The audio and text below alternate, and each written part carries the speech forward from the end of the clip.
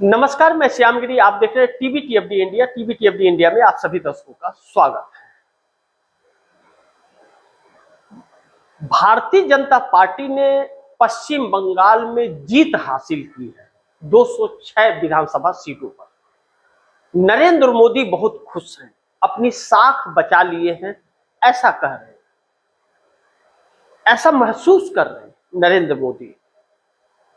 क्या पश्चिम बंगाल चुनाव जीत करके नरेंद्र मोदी की साख चमक गई या साख पर और गहरा चोट लगा है? क्योंकि जिस तरह से महंगाई और बेरोजगारी की मार पड़ रही है देश के ऊपर और अर्थव्यवस्था चरमरा रही है, शेयर मार्केट धराशाह हो रहा है, रुपया 95 को पार कर दिया, इससे देश पर एक गहरा संकट है। तो नरेंद्र मोदी खुशहाली मना रहे हैं या देश की चिंताएं हैं? हकीकत यह है कि हमारे देश के प्रधानमंत्री को देश की कोई चिंता नहीं। सोचिए, महंगाई की मार और बेरोजगारी से देश जूझ रहा है। अमेरिका के सामने सरेंडर भारत पूरा विश्व थूक रहा है और हमारे देश का प्राइम मिनिस्टर और गृह मंत्री पश्चिम बंगाल में जाकर के चुनाव जीतने की कोशिश में था। हर षड्यंत्र रच रहा था देश को भगवान भरोसे छोड़कर।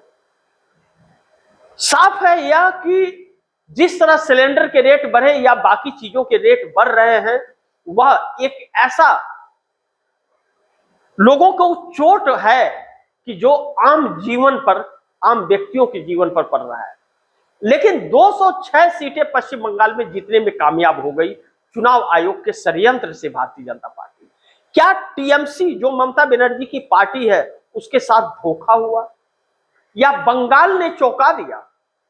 बंगाल ने चौंकाया है, इस बात से इंकार नहीं कर सकते, या चुनाव आयोग ने चौंकाया है, इस बात से भी इंकार नहीं कर सकते। दोनों चीजों को समझिए। पश्चिम बंगाल के अंदर 15 सालों से ममता बनर्जी सत्ता में हैं और उन्हें इंडिया गठबंधन का कमान देने की बात और चर्चा हमेशा आती थी कि ममता ही चला सकती हैं और नरेंद्र मोदी को चुनौती दे सकती है।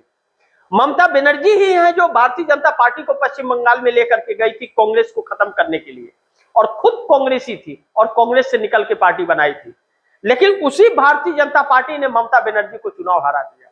ममता सोचती थी कि कांग्रेस अगर उठ खड़ी हुई पश्चिम बंगाल में तो उनकी गद्दी संकट में आ जाएगी, कुर्सी, और भाजपा से चुनाव लड़ने की कोशिश कर रही थी। और भाजपा से लड़ते लड़ते ममता बनर्जी खत्म हो गई पश्चिम बंगाल में और ममता बनर्जी की जगह पर भारतीय जनता पार्टी आ गई। कांग्रेस के लिए रास्ता आसान हुआ है। 2 विधानसभा की सीटें कांग्रेस जीत करके अपना आगाज की है, शुरुआत कर दिया है पश्चिम बंगाल में, जो ममता बनर्जी के लिए शुभ संकेत नहीं है। ममता बनर्जी की टीएमसी 80 सीटों पर सिमट गई है पश्चिम बंगाल के अंदर। अचानक बहुत बड़ा उलटफेर हुआ है बंगाल के अंदर, इस बात से हम इंकार नहीं कर सकते। ऐसे में ममता बनर्जी के पास अब कांग्रेस के साथ मजबूती से रहने के अलावा कोई रास्ता नहीं बचता, अन्यथा भारतीय जनता पार्टी वजूद भी खत्म कर देगी। ऐसे में नरेंद्र मोदी एक चुनौती बन गए। जिस तरह से चुनाव आयोग ने खेल किया, 3.5 लाख, तकरीबन 3 लाख से 3.5 लाख पैरामिलिट्री फोर्स और सीआरपीएफ के जवान उतार करके पश्चिम बंगाल में छावनी में तब्दील कर दिया। जिस तरह से 27 लाख लोगों को वोट डालने से वंचित कर दिया गया, 91 लाख एसआईआर के तहत नाम काट दिया गया पश्चिम बंगाल के अंदर, बड़ी चिंता का विषय था। ममता बनर्जी ने लेकिन इसका फिर भी ध्यान नहीं रखा। लड़ती तो रही, सुप्रीम कोर्ट भी गई, लेकिन भारतीय जनता पार्टी ने ममता बनर्जी के चुनावी रणनीतिकार आईपैड के डायरेक्टर को गिरफ्तार करके सारा पाला पलट दिया। ममता बनर्जी के रणनीति की जानकारी आईपैड से ही मिली होगी भारतीय जनता पार्टी को, क्योंकि गिरफ्तारी करने के बाद जो ईडी का डंडा बजा, आईपैड ने सब उगल दिया और भारतीय जनता पार्टी उसका तोड़ निकाल करके चुनाव में आई। और जैसे 30 अप्रैल को चुनाव वोटिंग समाप्त होता है, आईपैड के डायरेक्टर को छोड़ दिया जाता है। ममता बनर्जी अलग थलग हो गई। वह पार्टी की ताकत भी काम नहीं आई और ममता बनर्जी हार गई, जबकि मात्र 20 लाख वोटों का हेरफेर है। ऐसा नहीं कि ममता बनर्जी का कैडर खत्म हो गया है, जनता उनका साथ छोड़ दिया है। जनता 20 लाख वोटरों का हेरफेर है और 27 लाख लोगों को वोट से वंचित किया गया है। ऐसे में ममता बनर्जी अब सत्ता में आना तो बड़ी दूर, पार्टी संभालने की भी चिंता है कि वह कार्यकर्ता कहीं ऐसा ना हो कि वह दूसरी तरफ मूव कर जाए। अगर भाजपा को नहीं चाहते हैं तो कांग्रेस की तरफ न मूव कर जाए, या कभी लेफ्ट के रहे हुए है वह लेफ्ट से आए हुए ममता बनर्जी की पार्टी में कहीं लेफ्ट को न मजबूत कर जाए। ममता बनर्जी के सामने यह चुनौती है। अब ममता बनर्जी को पार्टी का वजूद बनाना है तो कांग्रेस के साथ खड़ा होना पड़ेगा, लेकिन कांग्रेस इनसे समझौता करेगी, इनके शर्तों पे ऐसा संभव नहीं है। कांग्रेस ने अब साफ कर दिया है, हमें इंडिया गठबंधन की जरूरत नहीं है, अगर जरूरत है तो हमारे साथ हमारे समझौते के अनुसार चलना पड़ेगा। अब देखना यह महत्वपूर्ण है कि ममता बनर्जी के बाद अखिलेश यादव का नंबर है, होता क्या है। लेकिन एक बड़ी महत्वपूर्ण खबर है, ममता बनर्जी खत्म तो हुई है, चुनाव आयोग की यह बहुत बड़ी जीत है, क्योंकि चुनाव आयोग एसआईआर के तहत जिस तरह से, और न्यायपालिका भी साथ दे रहा है, जिस तरह से कर रही है, भारतीय जनता पार्टी का पूरा देश भाजपा को सौंपने का एक जरिया एसआईआर बना दिया गया है कि वैसे लोग वोट नहीं दे रहे तो एसआईआर के तहत नाम काट के फर्जी वोटरों का नाम जोड़ करके और सत्ता में आए। नरेंद्र मोदी ने भी जीत के बाद चुनाव आयोग को बधाई दी है कि बधाई हो चुनाव आयोग को कि उन्होंने अच्छा चुनाव कराया। भारत रत्न भी दे देते चुनाव आयोग को, ज्ञानेश कुमार को, क्योंकि भाजपा के सरकार बनाया। लेकिन कहते हैं रावण का भी अंत हुआ था, हर तानाशाह का अंत आता है, किसी का पहले आ जाता है, किसी का बाद में आता है, लेकिन आता जरूर है। लेकिन इसी बीच बिहार के अंदर खेल पलटता हुआ नजर आ रहा है।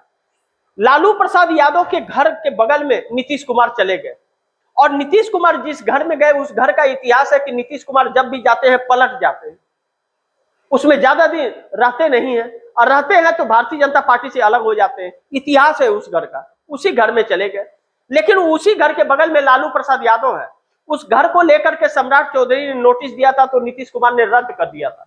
सम्राट चौधरी ने फिर नोटिस देकर के लालू प्रसाद यादव को घर जल्द से जल्द खाली करने की बात कही है। ऐसे वक्त में नीतीश कुमार ने ही पलटा था, तो क्या नीतीश कुमार कोई एक्शन लेंगे, या नीतीश कुमार की क्या सरकार में चलेगी। जबकि जेडीयू, नीतीश कुमार की पार्टी जेडीयू की तरफ से एक प्रेस कॉन्फ्रेंस हुआ है, और प्रेस कॉन्फ्रेंस में करके बिहार की जनता को संबोधित किया गया है कि बिहार को डरने की जरूरत नहीं है, और ना तो मुस्लिम भाइयों को डरने की जरूरत है। सरकार भले भाजपा चला रही है, भाजपा के हाथ में है, लेकिन सरकार को चला रहे हैं नीतीश कुमार। तो नीतीश कुमार लालू प्रसाद यादव के घर को क्यों नहीं रोक पाए, जिसे पहले रोक दिया था।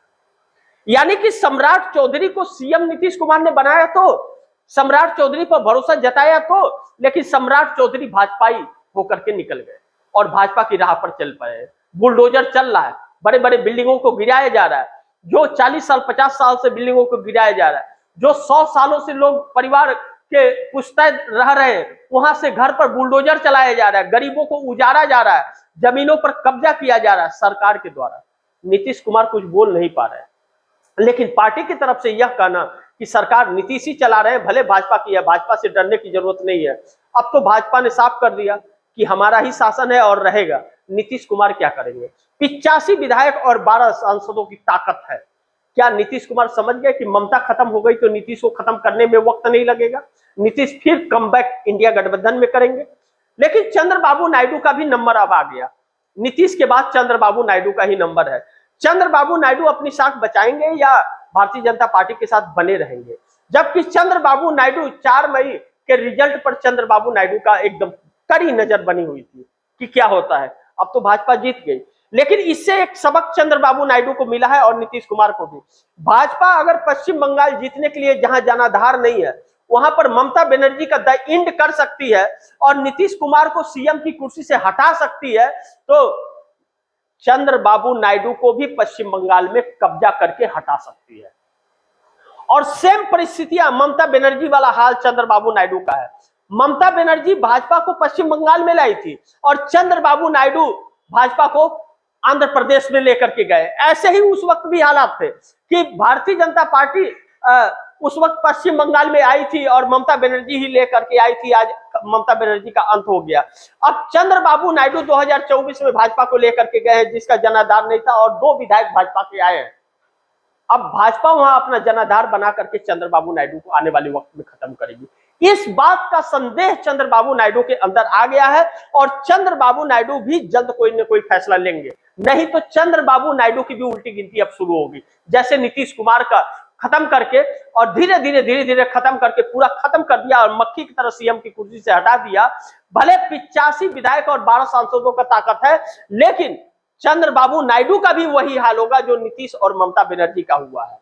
चंद्रबाबू नायडू समय रहते अगर नहीं समझ पाए तो फिर दिल्ली से प्रशासन भेज करके आंध्र प्रदेश के अंदर एसआईआर करा के और दिल्ली से प्रशासन भेज करके चंद्रबाबू नायडू को गद्दी से उखाड़ फेंकेगी भारतीय जनता पार्टी। इस बात से इंकार नहीं किया जा सकता। अब इन नेताओं का फैसला क्या होगा यह देखना बड़ी महत्वपूर्ण होगा, लेकिन वक्त आ गया है फैसले का।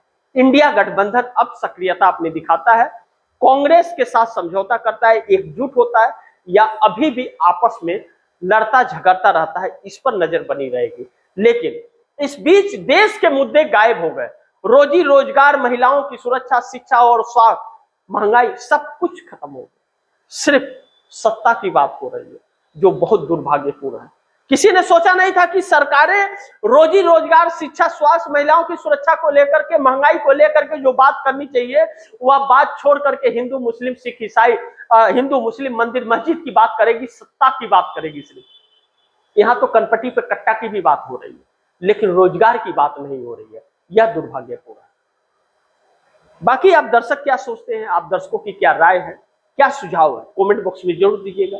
इस खबर को ज्यादा से ज्यादा शेयर कीजिएगा, अपने दोस्तों को भी कहिएगा आगे शेयर करें। और आपने टीवीटीएफडी इंडिया को सब्सक्राइब नहीं किया, सब्सक्राइब कर लीजिए, अपने दोस्तों को भी कहिएगा टीवीटीएफडी इंडिया को सब्सक्राइब करें। मिलते हैं अगली खबर के साथ, तब तक के लिए नमस्कार।